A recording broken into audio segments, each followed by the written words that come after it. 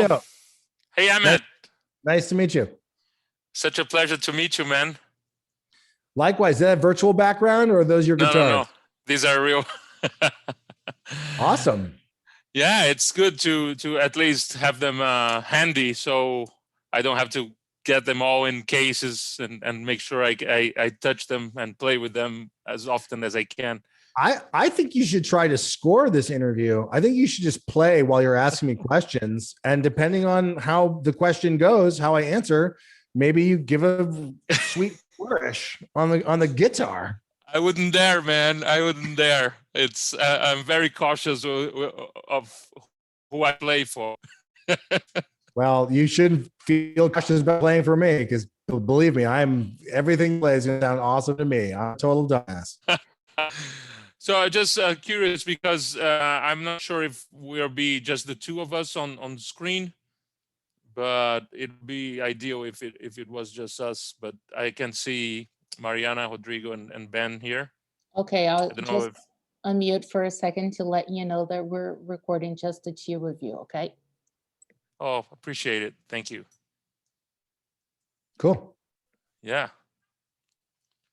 I'll just make a quick introduction before we start. It will be the beginning of the show. It's a YouTube show, but it's just something real fast to have a quick intro. No problem. So Mariana, tell me when I should start.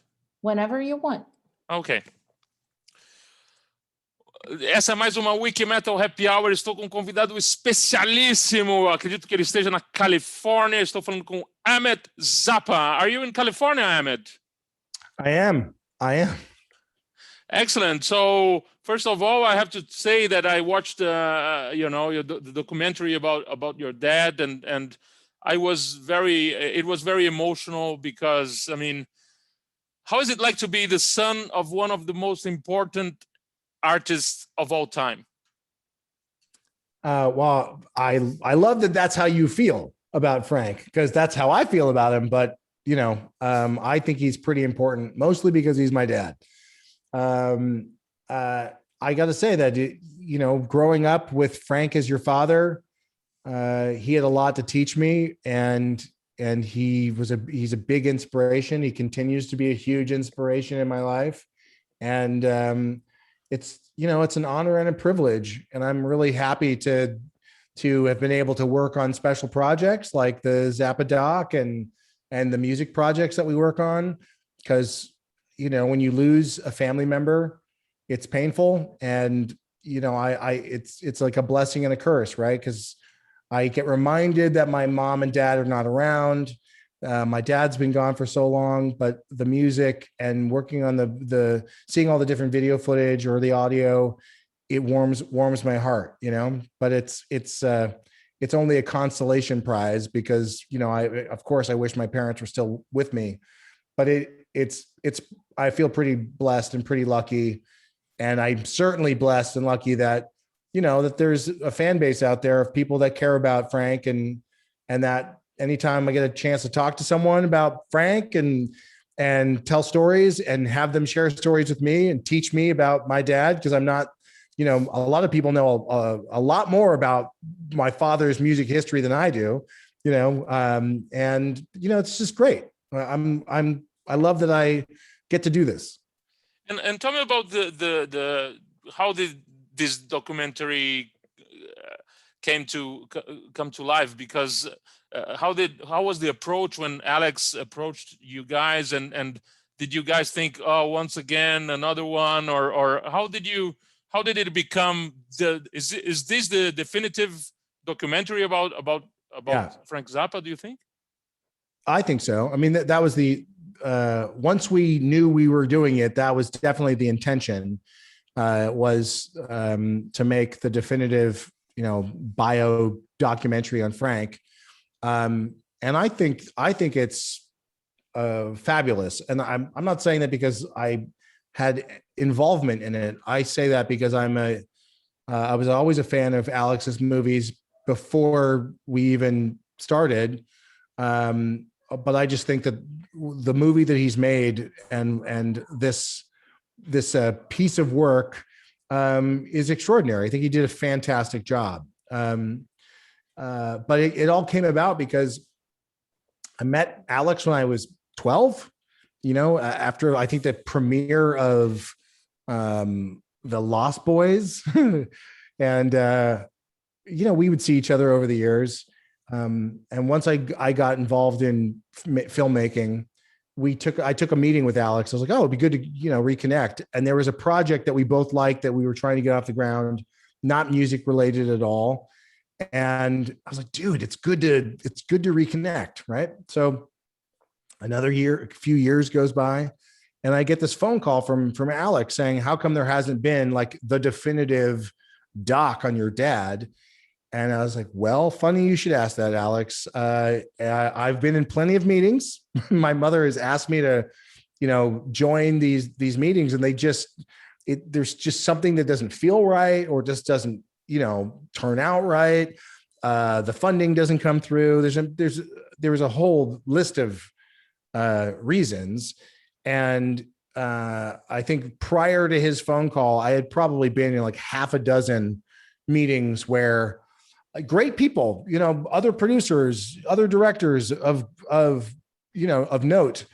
And I was like, look, the best I can do, Alex, is let me make sure I get Gail, a bunch of the films that you've made.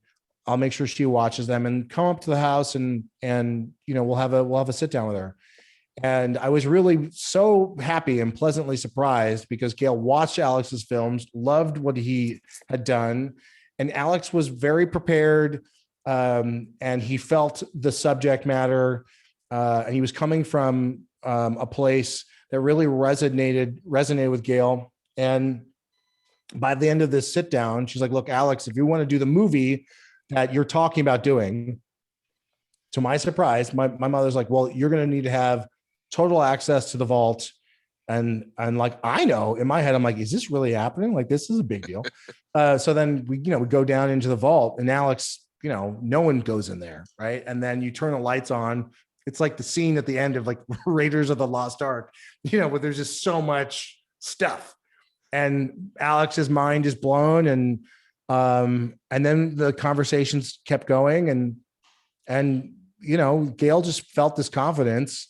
And then privately, my mother and I would talk about, okay, so how do we support Alex? If he needs the access to the media, we should, for this to really, I think, be perceived the right way. And this is what Alex wanted too. He wanted to be, he's the director. He wants the director's cut. He wants to know that, like, we're not going to try to censor what he's doing. And that's not where we come from as a family anyway. We don't believe in censorship. So for obvious reasons. Yeah. So that was also a big leap of faith. But Gail had that confidence. She really believed in Alex, and their friendship was powerful in the short period of time that they spent together. And here we are. I mean, it wasn't easy making this movie. The hardest part was definitely getting Gail involved and her blessing. And for that to happen, that's the only way this could have started. And my mother had every intention of beating her illness and being, here with us now, but that didn't happen. And there were so many starts and stops. And I'm so grateful for the fan base helping to preserve the media. A lot of that media went into the film. It's a roller coaster ride of emotions, and so much happened between personal ups and downs, and it's just, I can't believe here we are and that people are finally seeing it, and I hope that they're liking it. I'm intensely proud, and I think Alex did such a wonderful job, and he's such a good human being on top of that. So you take a guy who's really creative, and he also happens to be a good human, and then you're having a good time.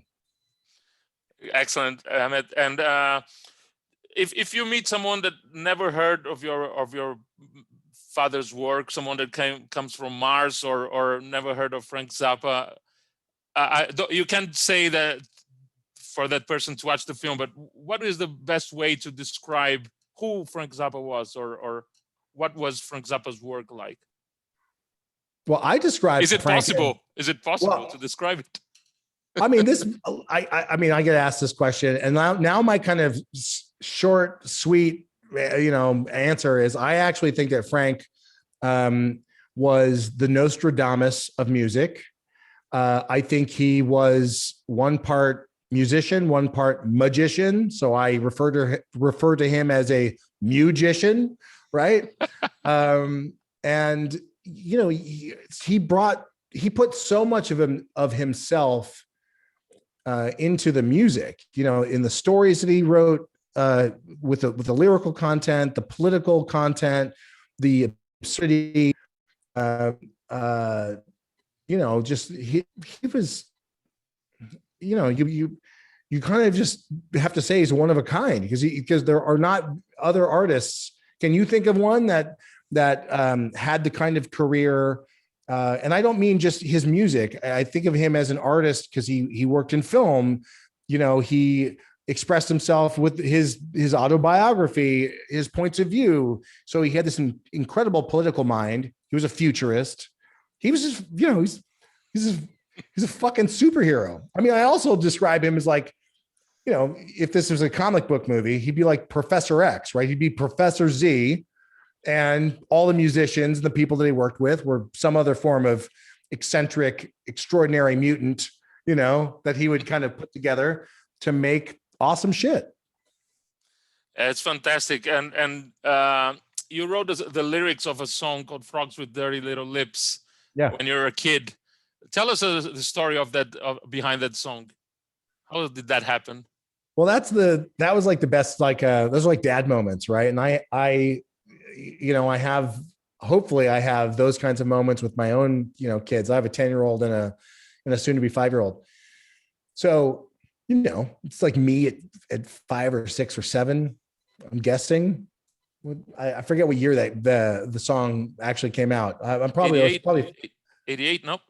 87, 88, late 80s. I don't know. Yeah, I was little, and it was like a typical kind of a day. There's tons of songs actually that are inspired by something, my little sister would say, or my brother, or my like Valley Girl's a great example of like how you hang out with him and it kind of turns into a project or something. So that's just me telling him about frogs, right? Because I love them. And I was like, I think I was talking about how I love their dirty little lips. I was given a bucket of frogs from one of the workmen that was working on building the studio or doing something on the house. And this was like the greatest day of my life, and that's really how it was a red bucket with some swamp moss, and I was like looking down there, never so cute, like tiny, like glorious little baby frogs, and we wound up letting them loose in the backyard, probably all eaten by hawks. I don't know.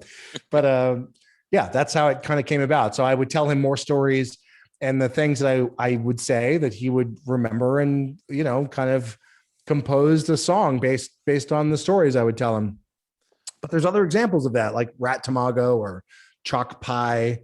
Those are really fun moments that became songs, And today we're recording this interview on the 13th of May. It's the anniversary of Lumpy Gravy's first solo Frank Zappa album. Do you like all phases of your dad's career? Is it something that is your favorite or phase, or do you like all of them? Because I mean, there's no, as you're saying before, no artist ever did work in so many areas, different areas of music. Your father worked he did everything. So yeah.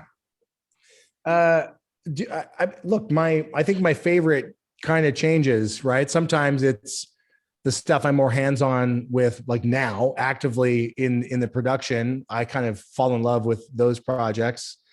But I find myself, I guess it's like it's a weird memory that I have in my head of looking down the staircase into the studio and and seeing certain band members, right? So I have an affinity to certain people. I get to hear them sing or do takes, or sneak into the studio, and then just the way that they treated me as a kid. So I love, I have my own personal relationship with a lot of the players. But one of the records that I think is fucking awesome is Philly 76, because there was this moment in time that Lady Bianca, to hear her sing some of Frank's songs, but from a female perspective and the way that she interpreted the music, I can't get enough of it. I love it. So I will, there'll be for sure other things with her on it. She's like a superhero to me. But I like, the 70s and that period of Frank's music is what I listen to with more frequency. I've been really rocking cruising with Ruben and the Jets. That's really fun. I also get this great experience because my father-in-law, he's not so familiar with my dad's music, so that's been pretty great to have the ability to play him a lot of this stuff, and then we talk about it, and he asks me lots of questions. So that's really rewarding. Big Pat. Shout out to Pat Muldoon, ladies and gentlemen, my father-in-law. Yeah, is it difficult for you to appreciate other artists' work after, because when you listen to Frank Zappa, it reaches a artistic level that it's difficult to compare to other artists. How do you feel about when you listen to other artists' work and you say that that doesn't go even close, or is it natural for you to appreciate other artists' work? No, you know what it is? It's a good feeling when I hear something that feels like my dad's music, right? Because the first music I heard growing up was my dad's, so that's my natural rhythm of like tapping my feet, odd time signatures, and so that kind of feels like the inner soundtrack in my head. But I equally have liked, I'm a product of the 80s. I loved the Thompson Twins and Bananarama and Tears for Fears and Depeche Mode, and I fucking love that stuff. So I have an appreciation for all kinds of music. And weirdly, Lady Bianca, I mentioned her. I'm more drawn to projects with female singers for whatever reason, and maybe that's because at that time, in 76, as a 2-year-old, maybe that's really what I was hearing a lot of, is her beautiful voice. So that makes sense to me that I might be drawn to, like Kate Bush. It's like one of my all-time favorite artists. And also, I know that Lady Gaga bought the house you lived with your family. Have you been back to that house? And where is the vault now? I haven't been back to the house, but the vault is in a top secret secure military compound. If you tell me you have to kill me, right? Yeah, exactly. The good thing about the new location for all the material, we actually ran out of space in the house. It was fucking nuts. So there was actually multiple vaults in different locations, and now we actually have a much better kind of streamlined setup, which is great. What did you think of it? It's more, in all seriousness, it's better temperature control, because what we learned, it's costly to have so much material. How do you store it properly in the right conditions? Which is a real, kind of a nightmare expense. But yeah, it's in a much better scenario than what the way that the big vault was built in the first place was not so wonderful for audio and film stock. And if the power went out, which would happen all the time in the Hollywood Hills, it's just on hot days, it's just not the greatest. Not ideal. We're in much better shape. Yeah. What do you think of the Bizarre World of Frank Zappa tour? And is it possible that the hologram, the band that played the tour, goes back with playing with King Crimson. Is it happening after the pandemic? Well, I would love for that to happen. I think that would be definitely awesome if it could. I wouldn't say, never say never. I think in the world of touring, just figuring that stuff out has its own forms of complications in this moment in time because of COVID. But nothing would make me happier than to have, King Crimson, amazing band. I mean, that lineup, those guys, that's a show I want to go to. And then you asked about the bizarre world. Yeah, I mean, we have this amazing, audio visual smorgasbord of awesome that will definitely see the light of day at some point again. But it's hard, like we were, we took it out and learned so much because of the way the staging is, and the intention was to see, put it out there and learn from the certain sight lines and angles. It's a very complicated, costly show to do. And then, COVID happened. So I think the whole world was hit in the fucking face with, it's just shitty. Fucking COVID, you motherfucker. Fucking COVID. Yeah, but we can exactly. stay home. We can stay home safely, and we can watch a fantastic documentary called Zappa. Tells the story of one of the most unique artists. I love the fact. I'm a huge Lennon fan. I love the fact the song your dad played with John Lennon is a great version of a classic rock and roll song. Did he ever tell you the story of was he friends with John or how they met or something like that? Yeah, I think. I didn't talk to him so much about, as a kid. I wish he was around now because it would be fun, because I'm a much larger music appreciator, and there's so many stories that, if you're out on the road, you're meeting other musicians that are playing that night or on your days off. He was always getting in touch with different people. But yeah, so John and Yoko, we're friends, and I got to say, just there's the documentary where I think people have a much better understanding of the kind of relationship and partnership John had with Yoko. And I have to say that I hope that people watch that and understand what a badass she is. She's an artist in her own right. And I feel, I relate to that because my mother gets such a bad rap for being, they think she's like a Zappa cop or something. And this was, their love story. My mother and father were totally in love and had their ups and downs and moments where their relationship was challenged, and yet they stayed together through thick and thin. And in any relationship, there's challenges, but they have this unique love story because they built a business together. They built in many ways, the most successful, independent record label, direct to consumer business for an artist, as a shining example of teamwork, working with your spouse, which it's not easy, Yeah, I totally agree. And today's the 13th of May, Lumpy Grave's anniversary, 53rd anniversary, if I'm not mistaken. And the 15th of May is your birthday. So I want to wish you a fantastic birthday on the 15th. And thank you so much, Ahmet. It's really nice. You're such a friendly guy. And again, there's a fantastic documentary, one of the best music documentaries ever made, Zappa. Please watch it and watch it all over again and again and again. Frank Zappa, never too much. We have more than 80 albums that we can enjoy.